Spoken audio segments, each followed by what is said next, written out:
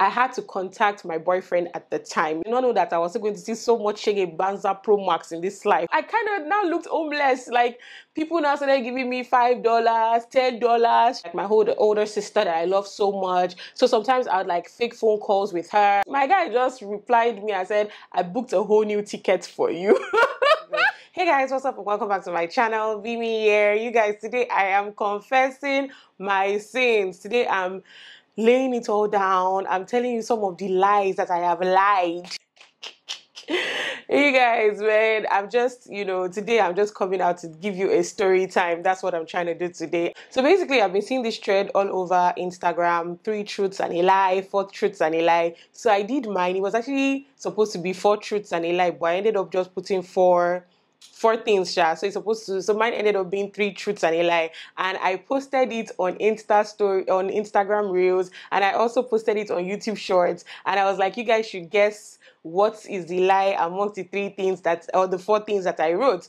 And I'm just going to be reading out the things that I wrote, and I'm just going to be sharing with you story time on each of those things because it's highly requested. Anyways, let me just jump right into it real quick. So I did 3 truths and a lie. Well, in reality, I wrote 4 truths and a lie. You can check it out on my YouTube Shorts, and you can check it out on my Instagram. And I wrote number 1, I won a gold medal in an athletic event. Number 2, I am the first of 4 kids. Number 3, I begged for money on the streets of Canada. Number 4, I crashed my parents' car and it became scrap.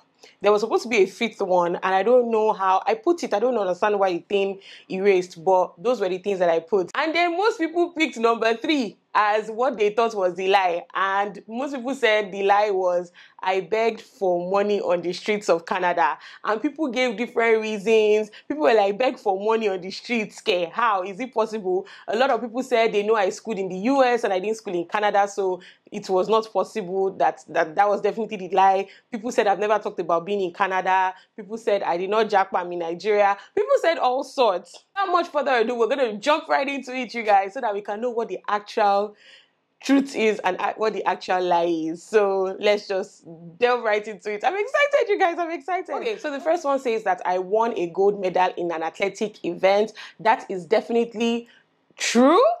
That was not a lie. It was true. It was when I was in secondary school, and you know how we do like inter-house sports and things like that.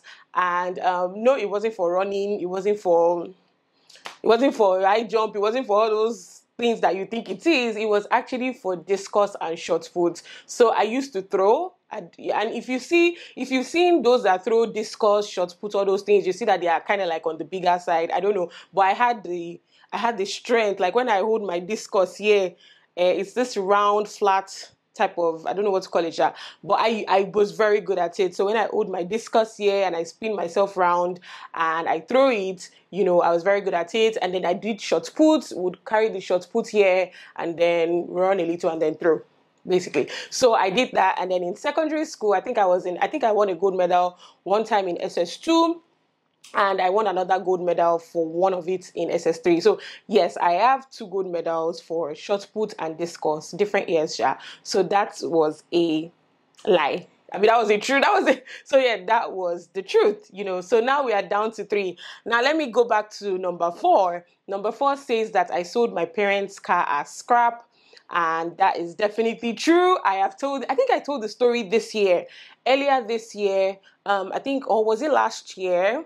I can't really remember when I talked about, growing up and being like the black sheep of the family and just pouring out my heart out to you guys. But yeah, I did.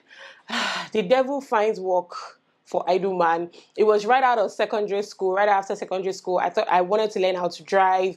I had somehow roped my mom's driver into teaching me how to drive, and my parents traveled. And the first couple of days, it was manual, it was stick shift, right? So the first couple of days we were learning, I'd finished WAEC, I was just waiting to get into uni. I'd done JAMB, I was just idle, I wasn't doing anything. So I was just taking care of my siblings. My parents traveled, I think they traveled to Israel or something like that. And then I was in charge. So whenever the driver and myself would go drop my siblings in school, we would learn a bit, and then I'll come back home, do house chores, and then in the afternoon we'll go pick up my siblings from school. So one day, I think on the third or fourth day, I'd mastered some things, Sha. So we went to drop my siblings in school. Then we decided to just, do some things around the estate. And the driver felt that, I was comfortable enough to actually drive by myself. It wasn't the first time I was going to sit down in the driver's seat, right? But, this time around, it's like, let's take it a gear further, something like that. And honestly, I don't know what happened. I think I was supposed to press the clutch. I pressed the accelerator. I don't even know how it happened, you guys. The next thing I just heard was bah. Like, I hit somebody's gate. Thank God there was a gate man there, and he thought that it was a friend trying to play with him or something, so he was still standing there. And then he said in like the last second, something was like he should move, and he moved, and I just hit the gate like that. And then before I knew what was happening, airbags came out of the car. The trunk or the bonnet of the car had like bent into just the engine, everything. Like there was smoke, there was water, there was everything. The airbags of the two, both the driver's side and the passenger and the where the driver was sitting, airbags came out. Like I was unconscious. I came out like when I woke up, the first thing I thought was in the movies where when accidents happen, if you don't come out, it will explode. So I tried to open the door. People came, opened the door for us. We came out of the car. I had scratches all over my leg because the glasses had shattered. The windscreen had shattered. You guys, it was a mess. It was a whole mess. And then I just started crying. Because I knew my parents were going to kill me. Basically, that was the end of my life. That's just it. And then I called my mom.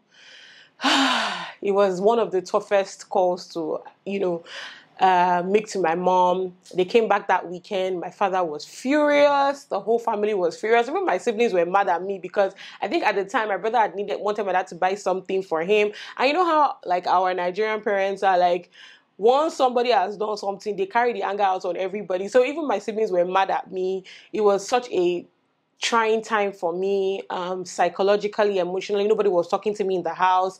I was barely eating. But as God will have it, it was even my mother at the end of the day, because I almost like tied rope to the fan. Not like I did tie rope to the fan, and I don't even want to talk about wanting to unalive myself, but yeah, that happened. And then my mom caught me, and then she hugged me and said she'd forgiven me and prayed for me, and it was a whole lot. So that had happened. So definitely that was another truth. Now we're down to number 2 and number 3. I'm going to tell you what the lie actually is, because it's one of those two. So drum roll, please. The lie was actually number 2.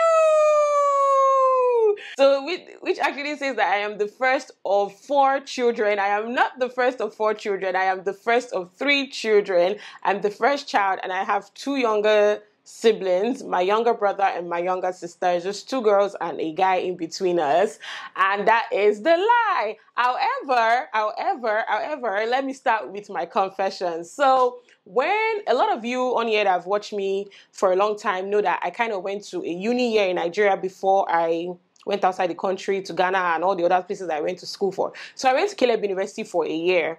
Those that don't know, if you don't know, you are hearing it for the first time. So I went to Caleb University for a year, and it was supposed to be like a bridge year, because I'd applied to my schools in the US and everything, and I'd not gained admission. So my parents were like, this was shortly after the car crash happened. Yes, my mom said I couldn't just be at home not doing anything. You guys, that year that I finished school, that whole year, I did so many stupid things in this life before I went to school.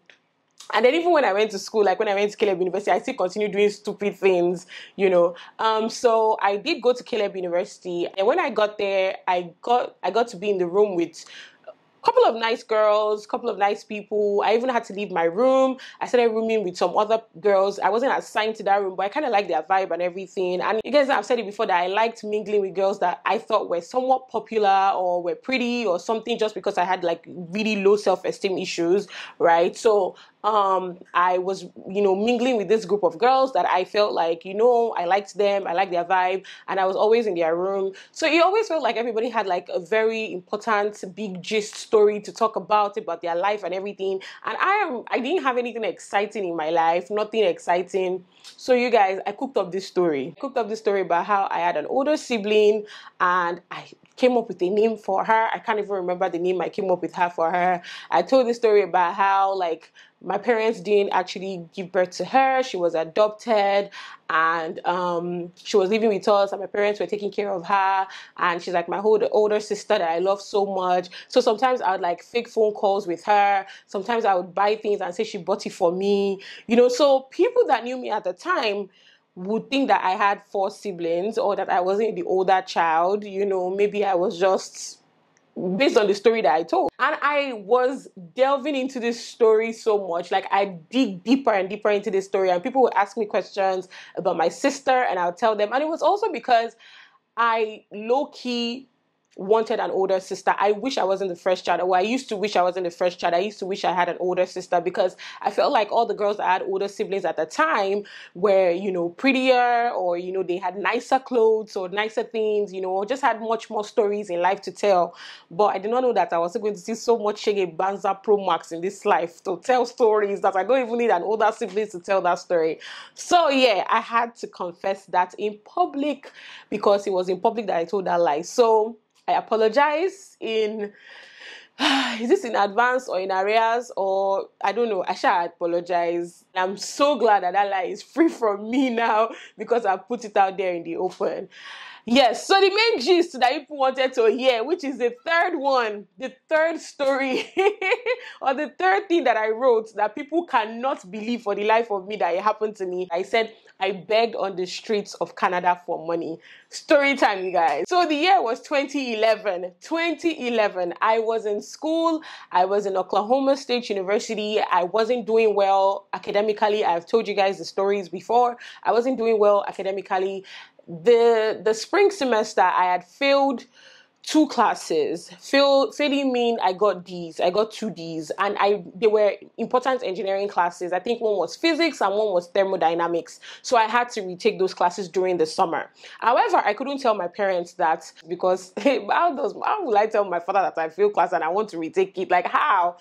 So I decided in my heart of hearts that I would retake those classes and pay for those classes by myself without my parents knowing. So I had a job at the time. I was working at OSU Cowboy Dining, fantastic job. They were paying me very well. I was working I think I was working about 40 hours a week because it was the summer. And then I started taking the classes. I just gave my parents some bobo why I couldn't come to Nigeria. Just said some things, Sha. By the way, this story, I told my mom about it like 2-3 years ago, so it won't be new when she's watching this story. And my husband knows about it, my siblings, everybody close to me knows about the story. I'm taking these classes, I'm working, like seriously working from like 5 o'clock. The classes were maybe twice a week. I was working like 5 a.m. to like 5 p.m. or something, working so hard, like just to make that money so I could pay for the credits on those classes. And then I think my US visa had expired. So when you apply for, I don't know if that still applies now, when you apply for US student visa, even if your course is for 4 years or 5 years, they give you just 2 years visa, but you don't have to renew it.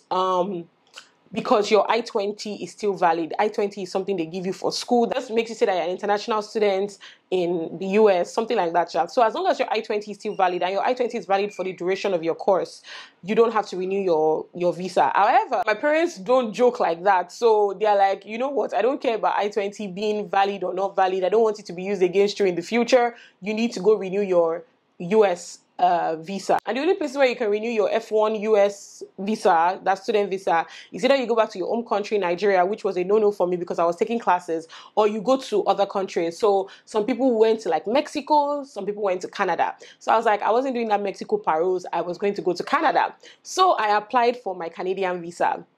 Under 30 days, it wasn't like now that Canadian visa is one big thing. Then things were so easy. I wish I had even done my move at the time. Anyway, so I applied for Canadian visa, visiting visa.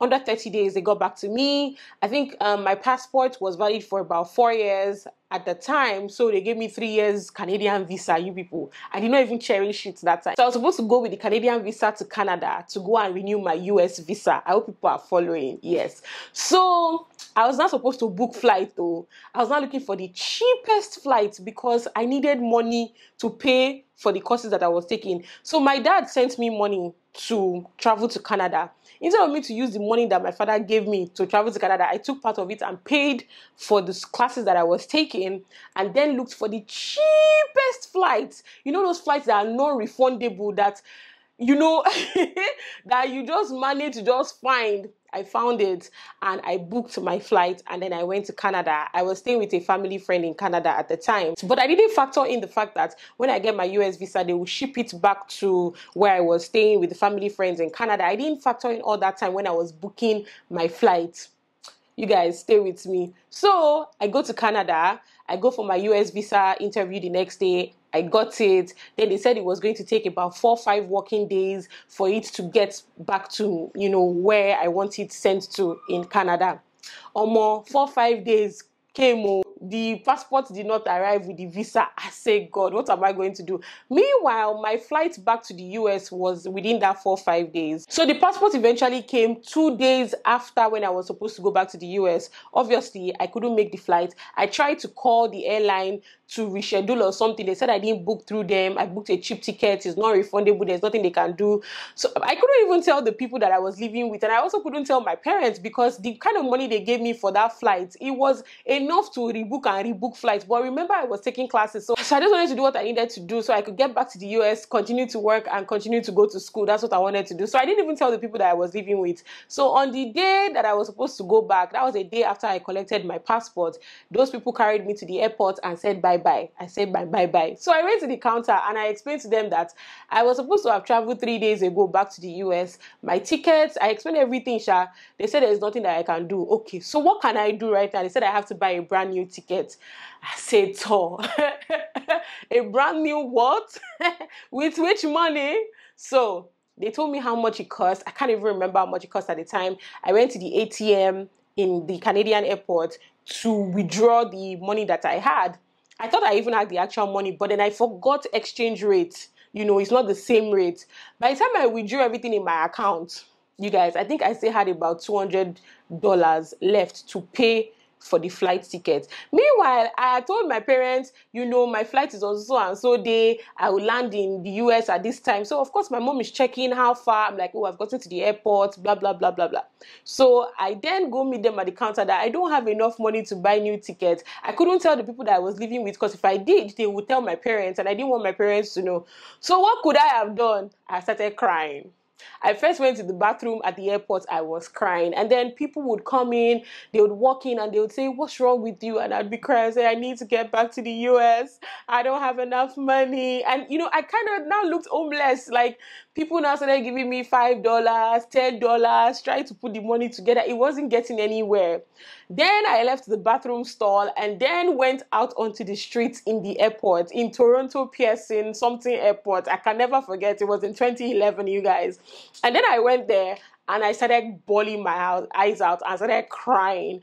And I'm like, please, like, I need money to get back home. I was just crying. People were like, what's wrong with you? I was like, I'm trying to get back home to my parents. I was just saying all sorts. I can't get back home. I need money to buy my flight ticket. The money I have is not enough. I was just crying. I'm bawling my eyes out. So I was supposed to contact my friends to try to send me money. I contacted a couple of them. They said they did not have that kind of money to send me. I said my own don't be. Some of them I could also contact. I'd gone to Nigeria for summer, so I couldn't. Eventually, so that this story will not be too long, I had to contact my boyfriend at the time. If he's watching this video, he can testify. I didn't contact him immediately when this whole thing happened because at the time, I wasn't one of those girls that likes to ask guys for money. That's the actual truth. So, and I also didn't want him to look at me stupid and foolish for all the nonsense that I did. But eventually, I had to contact him.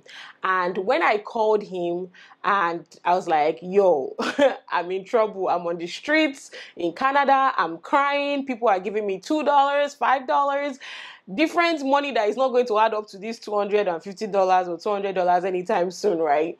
And then I called him and explained everything, and he was like, you know what? Don't worry, I got you.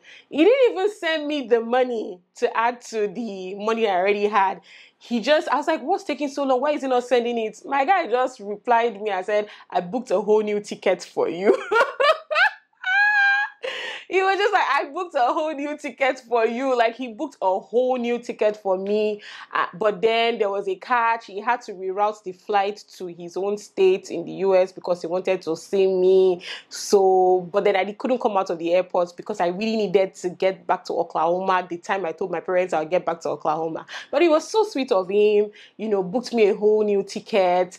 So I got to keep my money, and the money that people gave me after I did plenty bambiala on the streets crying in Canada. I gathered all that money together.